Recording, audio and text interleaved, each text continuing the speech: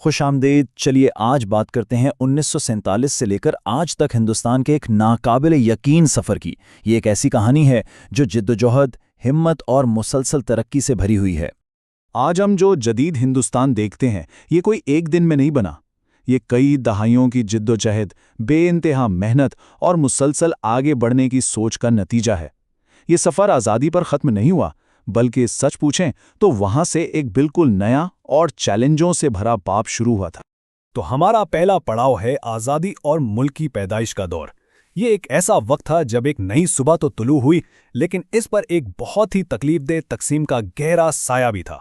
ذرا سوچئے، 15 اگست 1947 کا دن، یہ ایک ہی وقت میں دو بالکل الگ حقیقتیں لے کر آیا۔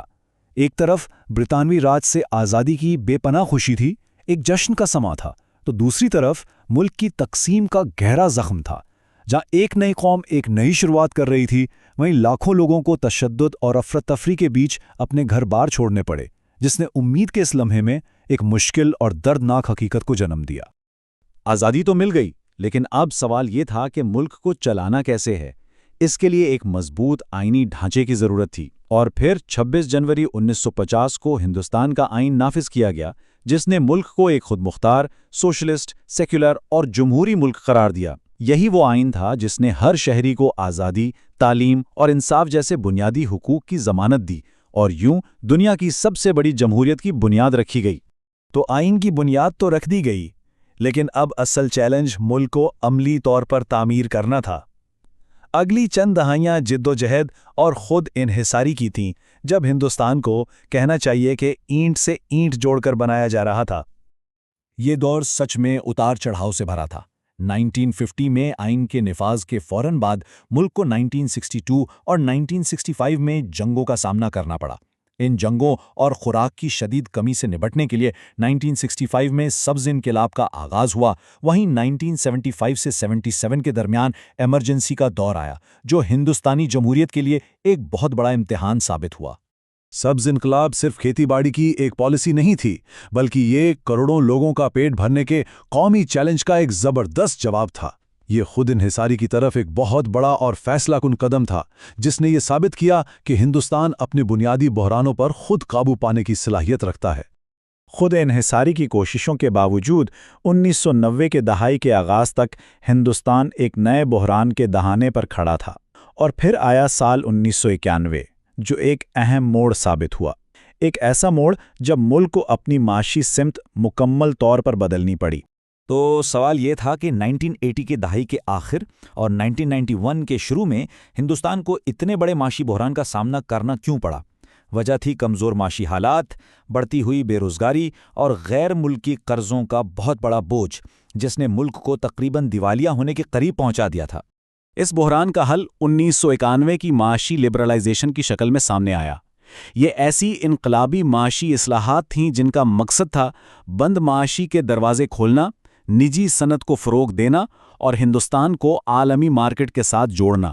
ان اصلاحات کے تحت کئی بڑے اور ٹھوس اقدامات کیے گئے۔ غیر ملکی سرمایہ کاری کے لیے دروازے کھولے گئے، نجی کمپنیوں کی بھرپور حوصلہ افزائی کی گئی، اور تجارت اور صنعت کو زبردست فروغ ملا۔ ان فیصلوں نے ہندوستان کی معاشی صلاحیت کو جیسے آزاد کر دیا اور اسے ترقی کی ایک بالکل نئی راہ پر ڈال دیا۔ معاشی آزادی نے ایک اور انقلاب کی راہ ہموار کی، اور وہ تھا ٹیکنالوجی اور سائنس کا انقلاب۔ 21ویں صدی میں ہندوستان نے اس میدان میں ایک زبردست چھلانگ لگائی اور دنیا بھر میں ایک نئے مرکز کے طور پر ابھرا۔ اس دور میں ڈیجیٹل انقلاب نے سب کچھ بدل دیا۔ انٹرنیٹ، موبائل فونز اور آئی ٹی سیکٹر کی تیز رفتار ترقی نے نہ صرف معیشت کو نئی بلندیوں پر پہنچایا، بلکہ عام آدمی کی زندگی کو بھی پوری طرح سے بدل کر رکھ دیا، اور دیکھتے ہی دیکھتے ہندوستان دنیا میں ایک بڑے آئی ٹی مرکز کے طور پر پہچانا جانے لگا۔ ٹیکنالوجی کے ساتھ ساتھ ہندوستان نے خلا میں بھی شاندار کامیابیاں حاصل کیں۔